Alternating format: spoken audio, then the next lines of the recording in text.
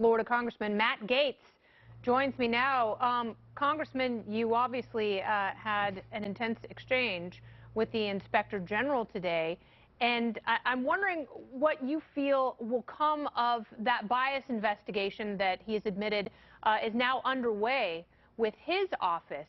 And it seems tough, although it's clear there was bias in play. How do you prove whether or not it affected the end of one investigation and spurred the beginning of another?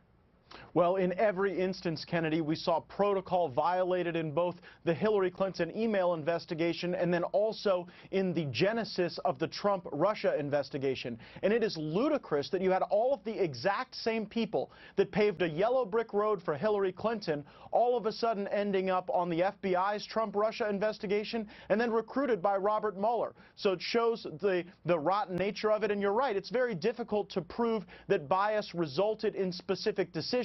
But everywhere we look in the Hillary Clinton investigation and in the Trump-Russia investigation, there was bias everywhere. It was infectious, it was toxic, and I believe it did impact the investigative decisions. All right, so there are a lot of problems with that Strzok page exchange that have not been reconciled. Peter Strzok's lawyer is making the case that this guy is a career FBI agent.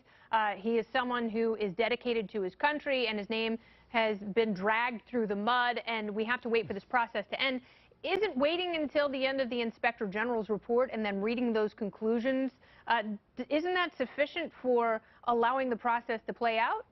It is for me, and it was hard to see a member of the FBI, while investigating Donald Trump, saying such loathsome things about him. But what was far worse was the contempt and the condescending tone that Peter Strzok took towards the American people who voted for Donald Trump. When he was talking about the smell of Trump voters in Walmart, you could just see the contempt dripping off of every word and every text. And it showed that these people were willing to do anything to stop Trump. But Kennedy, today, the new information that we learned was that Rod Rosenstein had that infamous August 8th text where Peter Strzok says, "We'll stop him, we'll stop Trump, he'll never become president."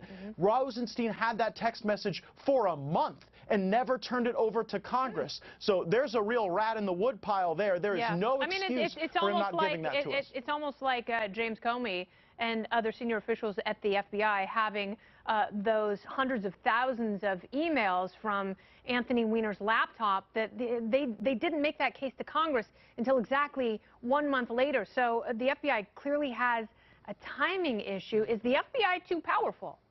Well, that is the question we have to ask, and you've been a critic of, too much surveillance and too much unchecked power in the government, and frankly, I think that more and more Americans are seeing how right you and Thomas Massie and Justin Amash and other libertarian-leaning conservatives have been on those very issues, but the timing also was spoken to in the report. Strzok specifically wanted to downplay the importance of the Clinton investigation so that he could rapidly spin up the Russia investigation, and Trey Gowdy did a great job pointing out that Strzok had judged the outcome of the Russia-Trump investigation after just 1 day. He was saying, that they had a way to use that investigation to impair a Trump presidency and a Trump candidacy. That is what we don't want to see in our law enforcement, where they turn from being investigators and prosecutors to being political hacks who are trying to shape public opinion and influence the outcome of elections. That's the purview of the American people, not the FBI. Well, we're running out of time, but quickly, I know you're one of the people who's been pressing for the names of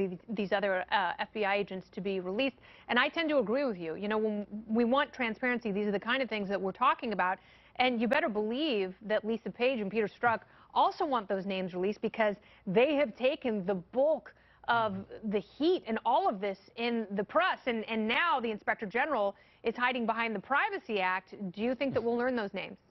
We better, because we cannot live in a world in which unelected people block public access to the name of the principal FBI lawyer on the Russia probe, who was associating himself with the resistance movement. He said, "Viva la resistance," associating himself with that movement while he was investigating Donald Trump. It is outrageous, and it taints the entire investigation. All right, Matt Gaetz, Congressman, thanks so much for your time. Appreciate it.